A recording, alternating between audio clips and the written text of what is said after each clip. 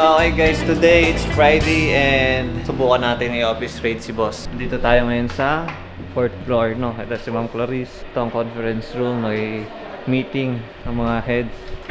Boss, good morning. Okay lang, office raid kita for content? Sige, game. Anong gagawin natin? Nakakain ka pala boss, sorry. First meal ko for today. First meal ko for today after 24 hours na walang kain. Fasting kayo boss? Actually, hindi naman siya more on spiritual. Pero yun nga, healthy na rin yun, no? Kasi marami tayong sakit ngayon na naglalabasan nga. Boss, okay lang, office raid kita ha? Okay. Okay boss, check muna ako ng mga item mo dito. Boss, ito, ano to? Itong award mo na to. Okay, so itong award na to ay Asia's Aspiring Young Business Leader. Tinanggap ko to sa Cebu. Kasama ko yung mga sikat na mga negosyante, tsaka yung mga public servant, no? Mga senators, sina M. Luwilier, sina Win Gatchalian, yun. So, ito yung meron pa yung medal eh. Boss, okay lang. Gusto ko, Okay, papakita ko. Buksan natin. Yan. Ito, award ni boss. Yan, yan ang isa sa pinakaunang award ko sa Cebu. Nung nagsisimula ako magnegosyo. That was 2023 siguro. And ito naman, ito naman, ano lang yun eh, Corporate Finance Management Program sa, ano yan, KPC Finance Accounting. Ito naman yung bola, High Minds, Educate, Elevate, no? So, wala lang. Inspirational lang, motivation lang. And then, ito naman, mahilig ako maglagay ng ganito because we always have a target, no?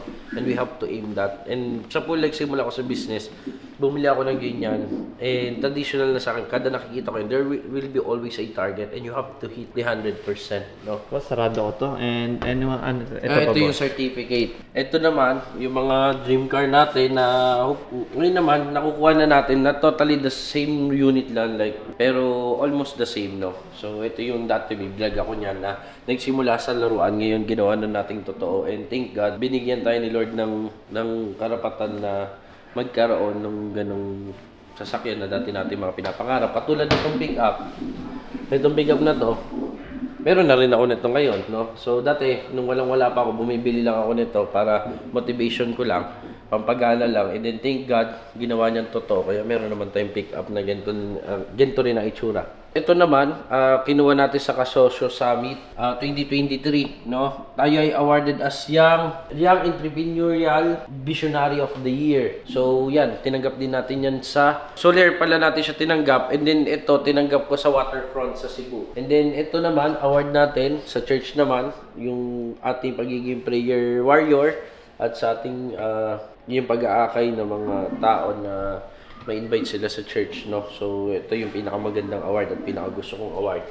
So, ito, kasama niya yung trophy dun sa una nating award. Wala naman masyado ako ditong laman kasi hindi ako mahilig maglalaman masyado. Ito naman, yung mga books natin about power, sa sales, Leaders Eat Last, The Wolf of Investing, Master Your Emotions, and 7 Habits of Highly Effective People. Meron pa tayo dyan mga Art of War, meron tayo dyan mga marami pang books pero binigay ko ngayon dun sa mga student ko. Yung mga student ko, ito yung mga tao na nagtatrabaho sa akin na willing pa matuto. And tinitrain ko sila, mini-mentor ko sila para if in case pagdating ng panahon, mas mag-grow sila. Kung pumasok sila dito na ito lang yung trabaho, binubloom ko sila as may successor. Pagdating ng panahon na possible sila din yung maasahan ko dito sa company. Yun yung mga age 20, 25, 30. Basta willing matuto. Yung mga libro ko, binibigay ko sa kanila, pinapabasa ko sa kanila. And yun, ito naman sa CCTV monitoring lang. This picture is a puzzle. This is a puzzle Arsenio Tanferyol, my father in faith. Siya yung naghubog sa akin when it comes sa paglilingkod sa Diyos at pagkilala sa Diyos. Suddenly, yun nga lang, kapiling na siya ng Diyos. Pero siya lagi yung inspiration and motivation ko kada nagtatrabaho dahil nung nagsisimula ako, walang-wala pa ako, yung prayer niya yung pinanghawakan ko that I will be successful someday. And thank God, nakapangyari yung panalangin na yun and lagi siya nandito. And then this ballpen niya, so ito yung pinaka-remembrance ko sa kanya. And then ito, lagi ko itong ginagamit kapag may mga sobrang memorable na mga contract signings. Bible, of course, babasa tayo ng Bible. We're not totally perfect naman, no? Kasi when it comes to Christianity, I'm not a perfect Christian, but then that is the time when you must need God. Kasi tayo nga, tao tayo, puno tayo ng kahinaan, puno tayo ng kasalanan, puno tayo ng mga problema, suliranin. And when you have God, doon nagiging maayos lahat ng bagay. Doon ka nagkakaroon ng lakas at doon nababago yung puso, ang iyong isipan. Kasi alam niyo sa business, napaka-challenging. Sobrang kailangan mo ng relationship kay God. Kasi if wala kang kakapitan. Dahil sometimes, walang magagawa yung pera, walang magagawa yung mga tao mo o kasamahan mo sa trabaho na may mga bagay na mas higit na alam at nakakatulong ang Diyos. And ito naman, this is a iMac.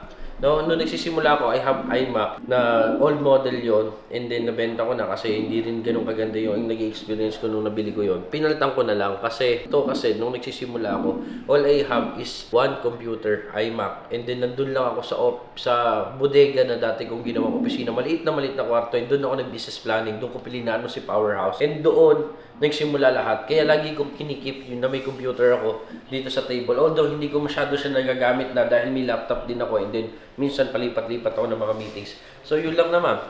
Ball pens, wala na naman. This is a gift from my COO, Chief of Operation ko. Any future plans personal para hindi na maulit yung mga struggles before? Walang kasiguraduhan ng buhay. Walang kasiguraduhan lahat ng ginagawa natin.